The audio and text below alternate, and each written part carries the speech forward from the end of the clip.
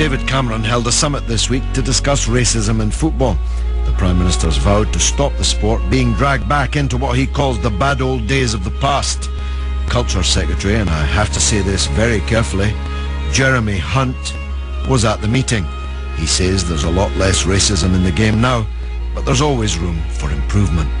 It's one of those things you can never be complacent, and we've had these couple of incidents, and you look at some of the things that are happening on Twitter, for example, at the moment, which is obviously something you didn't have to deal with 20 years ago, and it is still a problem. Well, joining me now to discuss it is Clarke Carlisle, who, apart from being an all-round sportsman and talker, I was on Question Time with him one time and he did a great job, plays for Northampton Town, but in his capacity as chairman of the Professional Footballers Association, my favourite trade union, led by my favourite union leader, Gordon Taylor, is intimately involved in this question. So thanks, Clarke, very much for joining us. How did you think the summit went? Good evening, George, and thank you very much for talking to me tonight. I thought the summit was extremely informative. I thought it went really well. This is something that we've been campaigning for many years now, because it gave all the stakeholders within the game an opportunity to sit around a table with equal placing with all the major governing bodies of the sport and actually get their points across and voice their concerns on an issue that affects everyone involved in our national game. And with the backing of the government, then it gives us a point of recourse. We can call back on this time and say, you said that there was going to be action stemming from this meeting, so where is that action? Well, the Prime Minister set quite a tight timetable for the football authorities to report, hasn't he, between 1 month and 3 months, so he seems to be treating it as a matter of urgency. Most definitely, and that's the exciting thing, because within our industry and within society, we've had campaigns going for 2 and 3 decades now.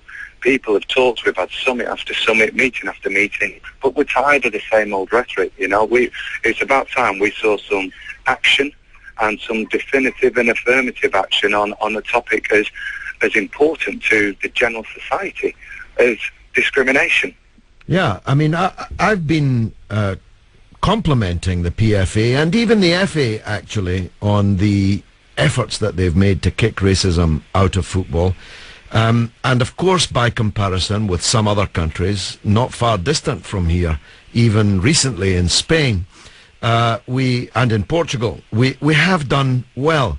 And yet, we saw recently, in one case that we can't talk about because there are court proceedings pending, it's not that far from the surface even here.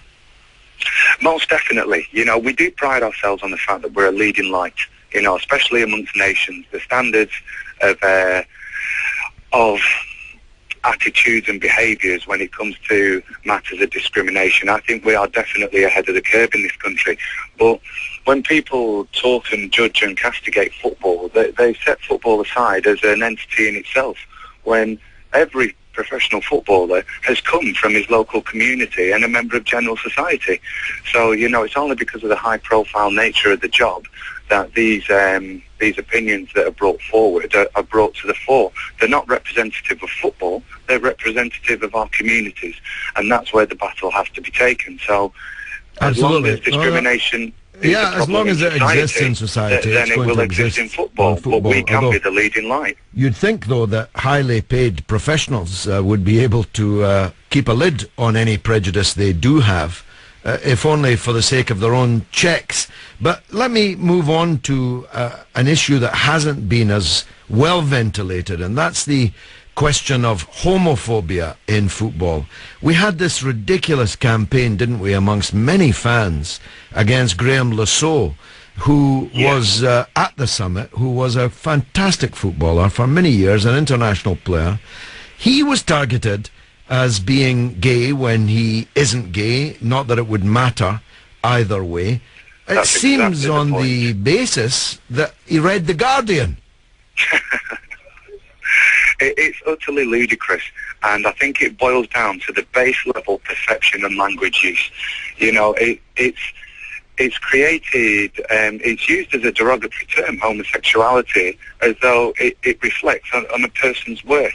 Until we address this perception of homosexuality as any kind of lesser being than a heterosexual person, then these attitudes won't go away. And also the base level language use, you will frequently hear in playgrounds, in workplaces, up and down the country, oh, you gay this, or something like that. Yeah. Whereas something was, oh, you black this, or oh, you yellow or Jewish that, there'd be a furore. So we need to educate people and attack this base level language use so that it's intolerable, because it should not be acceptable. And when we do that, that's when we'll be able to create an environment where people feel comfortable expressing their sexuality, whether it's straight, gay or anything in between. Clarke Carlisle, thanks very much for joining us on The Week. Thank you.